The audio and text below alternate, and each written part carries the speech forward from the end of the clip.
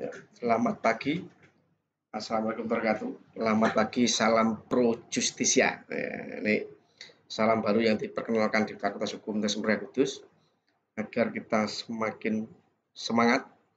Pro justisia artinya kita mendukung keadilan, penegakan keadilan. Ya, ketemu lagi ini dengan saya, Pak Yusuf Istanto. Ini kebetulan kita masih di area pandemi ini. Pertemuan pertama kita akan mengawali secara online. Jadi ini baru rekaman, tapi nanti suatu saat kita akan coba untuk streaming. Kita belajar melalui aplikasi Zoom sehingga kita bisa berinteraksi. Ya, karena keadaan kita hanya bisa berjumpa secara offline, sehingga ini nanti bisa di-download untuk dipelajari. Oke, rekan-rekan mahasiswa, jadi kita ketemu untuk yang teman-teman di semester 5 dan semester 8 ini untuk mata kuliah praktek kemahiran PTUN. Jadi mata kuliah praktek kemahiran PTUN ini merupakan salah satu mata kuliah dalam struktur program studi ilmu hukum strata 1 di Fakultas Hukum Universitas Kudus. Dan ini untuk disajikan pada semester 5 sebenarnya dengan bobot 1 SKS. Nah, harapannya nanti setelah Anda atau setelah kita semua belajar tentang praktek kemahiran ini, nanti mahasiswa lulusan S1 Hukum Universitas Kudus ini akan mempunyai kompetensi utama, yaitu tidak hanya sekedar mengetahui saja tentang apa itu peradilan tata usaha negara, tidak hanya sekedar mengetahui apa itu gugatan, tapi lebih pada bagaimana bisa mengetahui, memahami, serta menerapkan semua kemampuan, baik secara teoritis maupun secara praktis, terkait dengan pembuatan surat kuasa, pembuatan gugatan, jawaban, replik duplik, juga bagaimana mengajukan pembuktian, baik berupa bukti surat maupun kesaksian, dalam semua posisi, baik sebagai penggugat maupun tergugat intervensi. Bagaimana cara memeriksa saksi dan ahli, ya, serta bagaimana ketika semua surat tadi, gugatan dan lain-lain, pembuktian, itu benar membuat sebuah kesimpulan akhir dari persidangan, baik posisi kita sebagai penggugat maupun tergugat intervensi, ya, serta bagaimana apabila dalam posisi hakim itu menguatkan posisi menang atau kalah. Nah, untuk menunjang itu semua, maka nanti kita akan lebih banyak pada praktek, ya. Jadi tidak kemudian hanya sekedar teori, tapi akan lebih banyak praktek bagaimana kita akan membuat kuasa, ya. Dan muncul pertanyaan, Pak, apakah kuasanya itu sama nanti dengan kuasa dalam perkara-perkara perdata atau pidana atau yang lain? Jadi tentu saja untuk kuasa dalam peradilan tata usaha negara ini akan sangat-sangat berbeda dengan kuasa pada umumnya, ya. Jadi saat ini di peradilan tata usaha negara itu sudah banyak perubahan. Jadi semua berkas yang masuk mulai surat kuasa, gugatan, jawaban, dan lain-lain itu ada format baku yang harus dipenuhi. Ya. Sebelum kita masuk pada materi, bagaimana membuat surat kuasa, bagaimana membuat jawaban, dan lain-lain, maka ada baiknya kita mengulang kembali atau flashback dari yang pada periode sebelumnya. Saya yakin Anda sudah mendapatkan materi ini, yaitu tentang apa itu PTUN, apa itu peradilan tata usaha negara. Saya yakin Anda sudah mendapatkan itu semua. Sehingga mungkin nanti tidak akan banyak mengulang, cukup di pertemuan pertama, sehingga nanti pertemuan berikutnya kita sudah langsung praktek untuk pembuatannya. Oke, jadi kenapa sih undang-undang PTUN ini dibentuk, atau kenapa harus ada peradilan tata usaha negara? Indonesia itu ada satu negara yang dalam sistem ketanegaraannya itu ada 3 pilar kekuasaan. sebagai sebuah negara demokrasi tentu harus mengikuti itu. Tiga pilar kekuasaan ini, yaitu yang pertama adalah kekuasaan eksekutif atau kekuasaan pemerintahan, ya, yang mana menjalankan roda pemerintahan, mulai dari pemerintah pusat maupun sampai ke pemerintah di daerah sampai yang terendah di tingkatan desa. Kekuasaan yang kedua adalah kekuasaan legislatif, di mana kekuasaan ini mempunyai kekuasaan untuk membentuk undang-undang, bagaimana membentuk suatu peraturan perundangan, bagaimana menjalankan fungsi legislasi.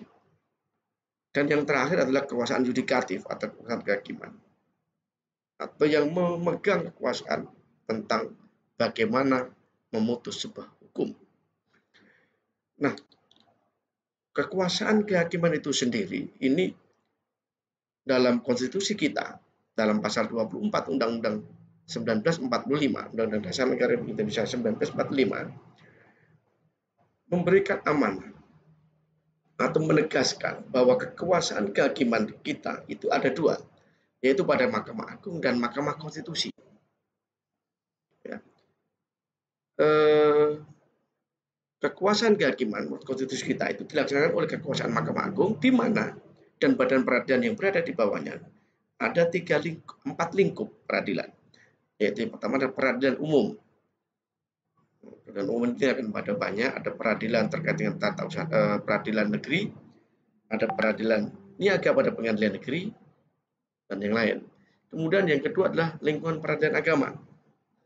Nah, lingkungan peradilan agama ini khusus untuk mereka atau warga negara Indonesia yang berperkara terkait dengan urusan-urusan yang agama Islam atau harus beragama Islam. Jadi perkawinan, perceraian, waris, pembagian kunugini, syariah Islam, sodako, segala macam, ini adalah kewenangan di. Kemudian ada peradilan militer. Ini adalah lingkungan peradilan yang mengadili bagi mereka yang terikat dalam kedinasan militer. Serta yang terakhir adalah lingkungan peradilan tata usaha negara. Ini adalah 4 lingkungan peradilan yang berada di bawah kekuasaan Mahkamah Agung, di mana tentu saja ada lagi, yaitu Mahkamah Konstitusi yang kedudukannya dia seimbang atau sejajar dengan Mahkamah Agung. Rekan-rekan mahasiswa yang berbahagia, mungkin akan sedikit membosankan ya, jadi saya hanya harus bicara sendiri. Saya nggak tahu apakah dengan seperti ini bisa dianggap masih waras atau justru sudah gila ini. Tapi tidak masalah. Jadi kita akan berbagi ilmu di sini. Ya.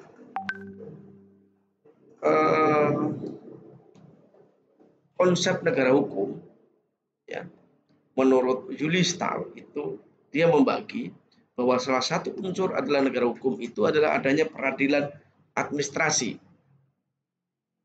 Ya, ada peradilan administrasi yang memiliki kewenangan untuk memutus sengketa-sengketa dalam terkait dengan administrasi pemerintahan.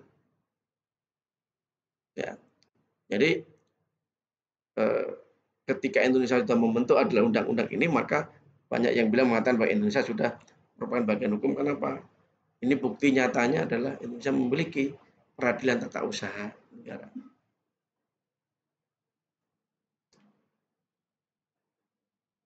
Nah, terus legal standing dari PT UN itu apa?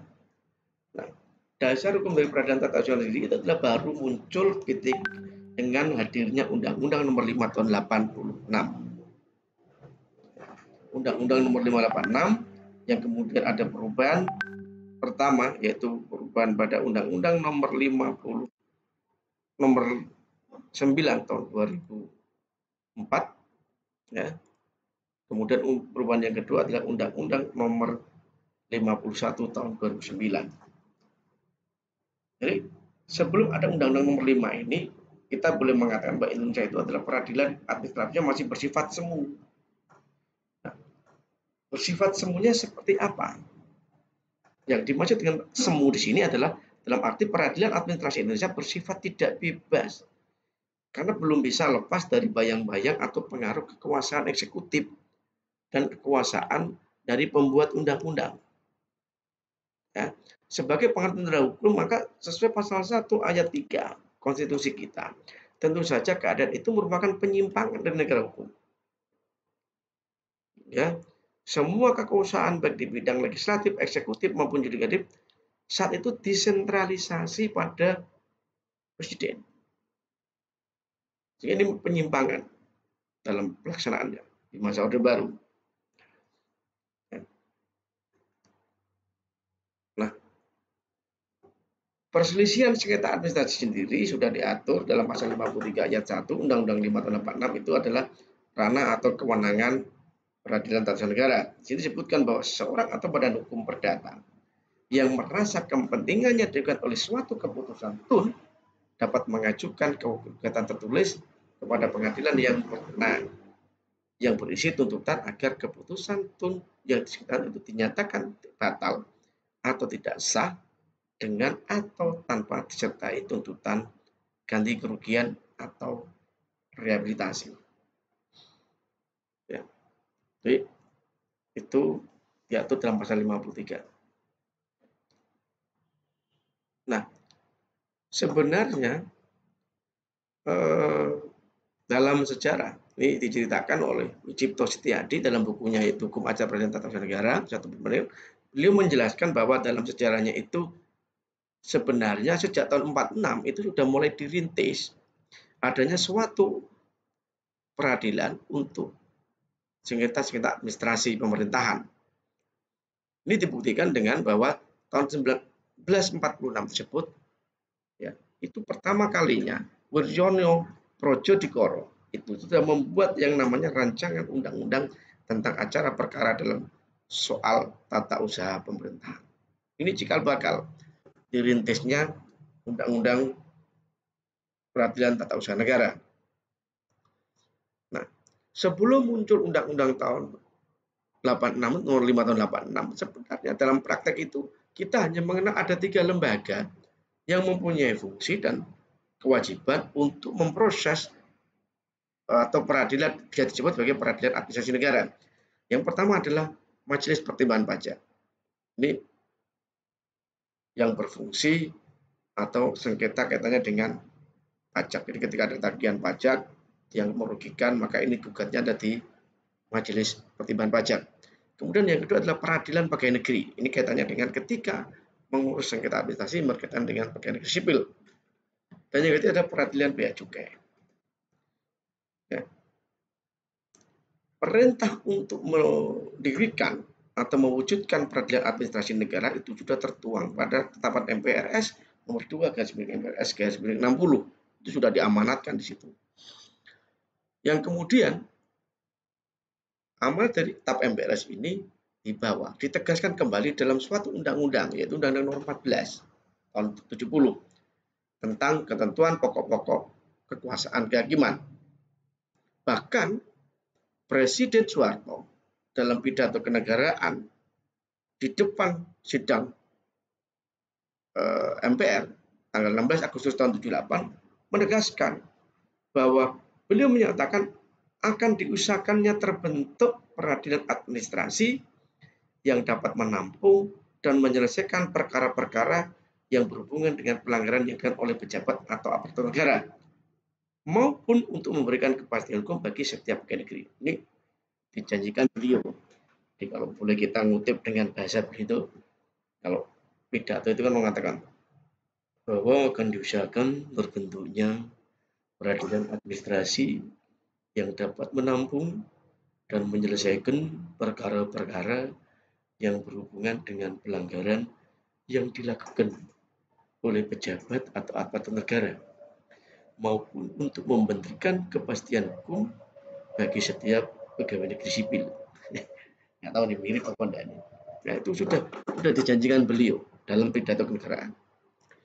Nah ini pidato beliau ini kemudian diwujudkan oleh Majelis Pertimbangan Rakyat itu dengan mengeluarkan TAP MPR nomor _Romawi 4 tahun 78 tentang GBHN. Itu di pelita ketiga dicatatkan bahwa mengusahakan terwujudnya tun. Itu disampaikan seperti itu. Sehingga kemudian pada tanggal 20 Desember 86 barulah DPR selaku pemegang kekuasaan legislatif mengeluarkan suatu atau mengesahkan rancangan undang-undang tentang peradilan tun yang saat itu kemudian kita kenal dengan Undang-Undang Nomor 5 Tahun 86 tentang Peradilan Tata Usaha Negara. Undang-undang ini kemudian disahkan, dicatat diumumkan di Lembaran Negara tahun 86 nomor 77, ditambah Lembaran Perlindungan Negara nomor 3344. Ini awal sejarah. Yang meskipun setelah diundangkan tahun 86 tersebut, undang-undang tidak kemudian seketika langsung dapat diterapkan. Kenapa? Karena hal ini membutuhkan adanya perangkat hukum yang mendukung. Karena saat itu belum ada peradilan usaha negara. Peradilan tun ini di mana? Letaknya di mana? Jika kita lihat undang-undang itu kan di setiap kabupaten kota harusnya. Nah, harus dibentuk. Sehingga kemudian diterbitkan peraturan pemerintah. Harus membuat peraturan pemerintah untuk melaksanakan ketentuan pasal 145 Undang-Undang Tun. Ya. Jadi 5 tahun setelah diundangkan harus ada PP. Jadi paling lambat tahun 91. Namun sampai batas waktu ditentukan itu ternyata pemerintah tidak kunjung membuat PP atau peraturan pemerintah yang merupakan pelaksanaan dari Undang-Undang Tun ini. Ya. Tidak dikeluarkan. Nah, pemerintah baru mengeluarkan peraturan itu. Ya, itu yang pertama adalah mengeluarkan Undang-Undang Nomor 10 tahun 90. Itu terkait dengan pembentukan Pengadilan Tinggi Tata Usaha Negara hanya di 3 tempat. Jakarta, Medan, dan Ujung Pandang. Disusul kemudian ada PP Nomor 791 tentang penerapan peradilan tun. Kemudian tahun 90 pada tahun yang sama pemerintah membuat Kepres Nomor 52 membentuk peradilan tun untuk wilayah di Jakarta, Medan, Palembang, Surabaya, dan Ujung Pandang di 5 kota. Kemudian pada tahun 92 Presiden buat lagi Kepres Nomor 16 untuk pembentukan di Bandung, Surabaya, Semarang, dan Padang. Tahun 92 juga kemudian dibentuk lagi Kepres Nomor 41 melalui Kepres 41 peradilan tun di Pontianak, Banjarmasin, dan Manado. Tahun 2011 pemerintah kembali mengeluarkan keputusan nomor 18 itu untuk pembentukan tun di Tanjung Pinang dan Serang. Dan terakhir 2016 kemarin Presiden membuat keputusan Presiden nomor 17 membentuk tun untuk di Pangkal Pinang dan Peradilan Tata Usaha Gorontalo.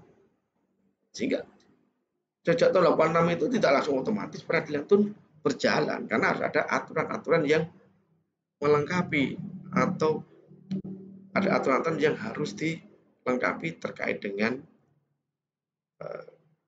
pelaksanaan peradilan tata usaha negara tersebut. Ya. Nah, peradilan tun tersebut Undang-Undang Nomor 5 Tahun 86 itu telah mengalami perubahan 2 kali.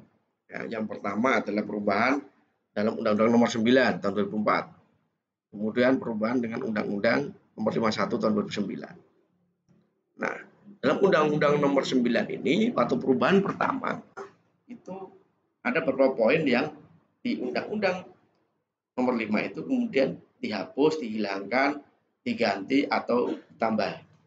Ada undang-undang ini. Nah, beberapa hal yang kemudian perubahan mendasar pada ketentuan Undang-Undang Nomor 9 Tahun 2004 ini adalah yang pertama adalah terkait syarat menjadi hakim dalam pengadilan di lingkungan peradilan tun. Yang kedua adalah batas umur pengangkatan hakim serta pemberhentian hakim. Yang ketiga, pengaturan tata cara pengangkatan dan pemberhentian hakim. 4. Pengaturan pengawasan terhadap hakim. 5. Penghapusan ketentuan dalam hukum acara yang mengatur masuknya pihak ketiga atau intervensi. Yang keenam, ada sanksi terhadap pejabat karena tidak dilaksanakan putusan pengadilan yang telah memperoleh kekuatan hukum tetap. Kemudian hal-hal yang diubah itu adalah itu di perubahan yang pertama ya. Hal-hal yang diubah di perubahan yang kedua, yaitu antaranya adalah penguatan terhadap pengawasan hakim, baik itu yang pengawasan internal dari Mahkamah Agung maupun pengawasan eksternal yang dilakukan oleh Komisi Yudisial. Yang kedua adalah memperketat syarat pengangkatan hakim, baik hakim pada tun maupun hakim pada pengadilan tinggi tata usaha negara, di mana seleksi itu dilakukan secara transparan, akuntabel, partisipatif, serta harus melalui proses atau lulus pendidikan hakim. Di perubahan kedua itu juga mengatur bagaimana mengenai pengadilan khusus dan hakim ad hoc, pengaturan mekanisme tata cara pengangkatan hakim, terkait kesejahteraan hakim, transparansi putusan, limitasi atau batasan waktu terkait pemberian salinan putusan, transparansi biaya perkara, serta pemeriksaan, pengelolaan, dan penanggung biaya perkara, terkait bantuan hukum, dan majelis kehormatan hakim dan kewajiban hakim untuk mentaati kode etik dan pedoman perilaku hakim. Ini beberapa perubahan mendasar yang ada di perubahan Undang-Undang Nomor 5 Tahun 86 yang telah diubah di Undang-Undang Nomor 9 2004 dan Undang-Undang Nomor 51 Tahun 2009. Berikutnya kita akan masuk ke unsur-unsur keputusan tun. Unsur-unsur keputusan tun, ya, pengujian produk hukum ini oleh lembaga peradilan dilakukan oleh berbagai jenis atau jenjang segala macam. Nah, kita mengenal ada 3 macam jenis norma hukum tertulis. Yang pertama ada norma hukum pengaturan perundang-undangan atau regeling, kemudian norma hukum berupa besighing, dan norma hukum putusan pengadilan atau vonis. Ini beberapa norma hukum. Nah,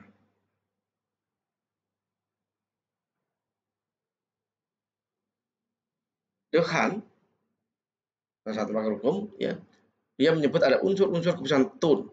Ada beberapa hal. Yang pertama adalah unsurnya adalah ada suatu pernyataan kehendak tertulis, ada bentuknya surat. Yang kedua diberikan berdasarkan kewenangan dari hukum administrasi negara atau hukum tata negara. Sifatnya sepihak, mengecualikan keputusan yang bersifat umum.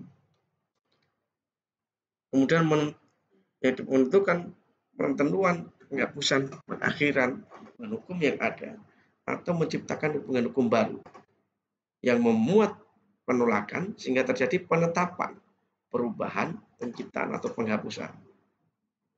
Dan putusan ini berasal dari organ pemerintah.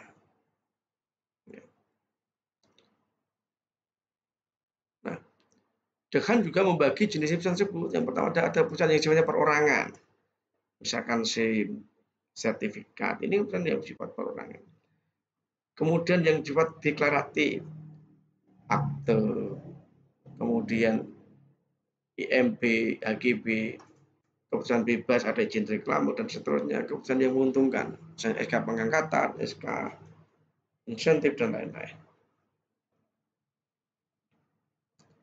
Nah, dalam peradilan tata usaha negara ada beberapa pihak yang bisa masuk. Yang pertama adalah pihak penggugat. Nah, siapa itu pihak penggugat? Pihak penggugat itu adalah pihak atau orang yang merasa kepentingannya dirugikan atas keluarnya keputusan tata usaha negara. Ya. Nah, pihak penggugat ini bisa orang, bisa juga badan hukum. Sepanjang dia merasa dirugikan atas keluarnya suatu keputusan tata usaha negara. Ini dapat menjadi pihak yang menggugat atau pihak yang menjadi penggugat. Yang kedua adalah tergugat. Nah, tergugat di sini adalah jabatan pada suatu badan tata usaha negara yang mengeluarkan keputusan tata usaha negara. Jadi tidak bisa kemudian perorangan ditaruh menjadi tergugat, tidak bisa. Yang jadi tergugat adalah dari badan tata usaha negara atau jabatannya yang tertinggi itu. Nah, yang dapat menjadi pihak tergugat dalam sengketa tun dikelompokkan. Yang pertama adalah instansi resmi pemerintahan, dia di bawah presiden sebagai kepala eksekutif. Yang kedua adalah instansi dalam lingkungan kekuasaan negara, dibuat di luar lingkungan eksekutif, yang berdasarkan peraturan undang-undangan melaksanakan suatu urusan pemerintahan. Jadi catatannya adalah urusan pemerintahan. Yang ketiga yaitu badan-badan hukum privat, di mana dia itu didirikan dengan maksud dan tujuan melaksanakan tugas pemerintahan. Yang keempat yaitu instansi yang merupakan kerjasama antara pemerintahan dengan pihak swasta. Yang kelima, lembaga-lembaga hukum swasta yang melaksanakan tugas-tugas pemerintahan. Ini yang menjabat menjadi pihak tergugat. Nah, ada pihak satu lagi. Jika mendasarkan ketentuan pasal 83 ayat 1 dan ayat 2 Undang-Undang TUN, itu kita sebut sebagai pihak ketiga atau pihak intervensi, yang dia bisa masuk ke dalam perkara yang sedang berjalan di dalam TUN. Nah, tentu saja pihak intervensi ini tidak bisa kemudian serta-merta masuk. Nah, pihak intervensi ini dalam ketentuan pasal 83 itu sudah mengatur. Yang pertama, pihak ketiga itu dengan kemauan sendiri ingin mempertahankan atau membela hak dan kepentingannya agar ia jangan sampai dirugikan oleh putusan pengadilan dalam sengketa yang terjalan. Ya, misalkan ada A ini punya sertifikat, kemudian digugat oleh B yang mengklaim bahwa tanah itu miliknya, penerbitan sertifikat itu tidak sesuai hukum, sehingga dia menggugat ke PT UN. Yang digugat bukan si A, tapi yang digugat adalah pejabat BPN yang mengeluarkan sertifikat tersebut. Nah, A ini dia boleh masuk bagi para pihak, jadi pihak ketiga melakukan intervensi dengan tujuan apa? Mempertahankan dan membela hak serta kepentingannya, sehingga dia tidak dirugikan. Pak, kalau misalkan ya udah biar BPN, otomatis BPN akan mempertahankan argumennya. Bisa saja, silakan.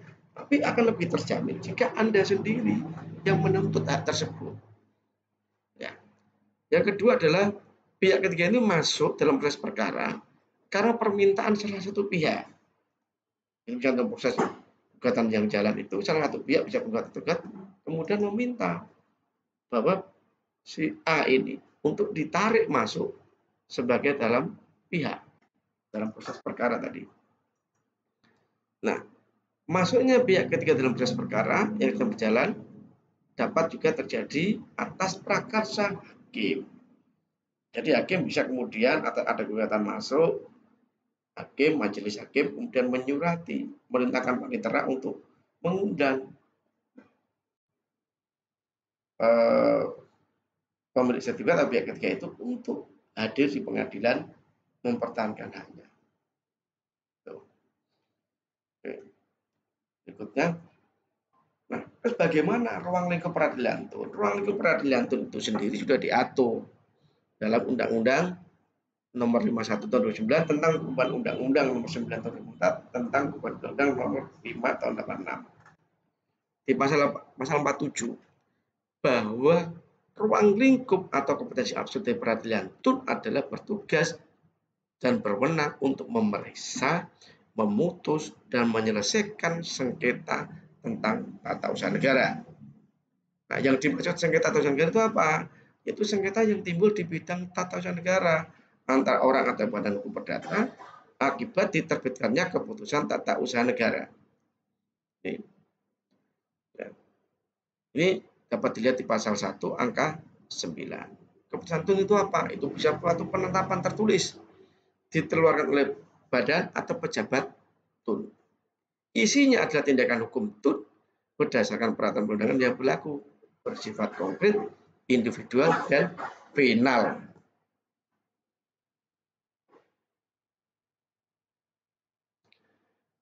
Penetapan tertulis di sini terutama menunjuk pada isi, bukan pada kepala keputusan yang dikeluarkan oleh badan atau pejabat TUN.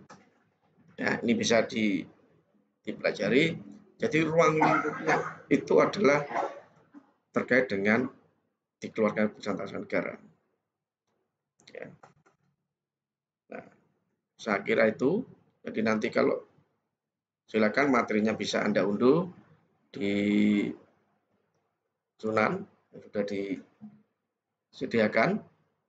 Ya, harapannya setelah ini nanti kita ke depan kita langsung praktek bagaimana membuat surat kuasa dan lain-lain. Ya, saya kira itu. Terima kasih sudah bersedia mendengarkan. Saya cukupkan sekian. Terima kasih. Assalamualaikum warahmatullahi wabarakatuh.